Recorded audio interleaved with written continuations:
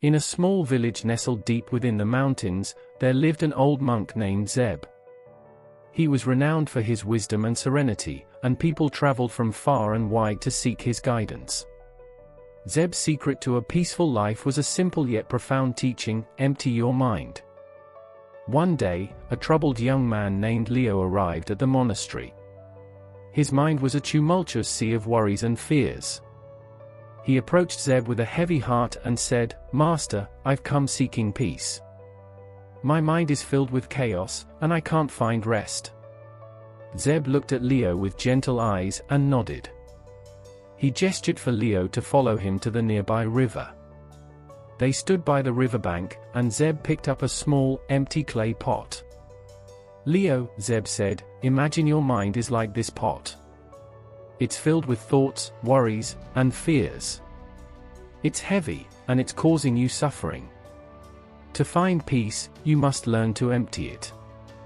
With a puzzled expression, Leo asked, "But Master, how can I empty my mind?" Zeb smiled and replied, "Watch closely." He dipped the pot into the river, and as the water filled it, he continued, "You see, the mind is like this pot. To empty it, you must let go of the thoughts that weigh you down." Leo watched as Zeb poured out the water, leaving the pot empty once more. Then Zeb said, "Emptying your mind doesn't mean erasing your thoughts entirely. It means letting go of attachments to them.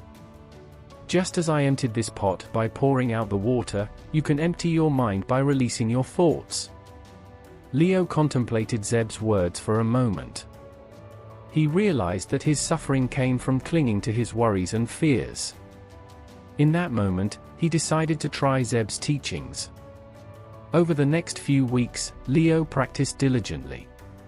Whenever a troubling thought arose, he acknowledged it, and then, like pouring water from a pot, he let it go.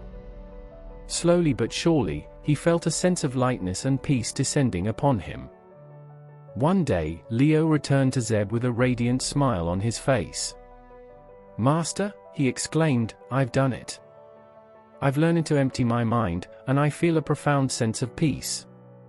Zeb nodded and said, "Remember, Leo, the true power of emptying your mind lies not in the absence of thoughts, but in the absence of attachment to them. In letting go, you find freedom."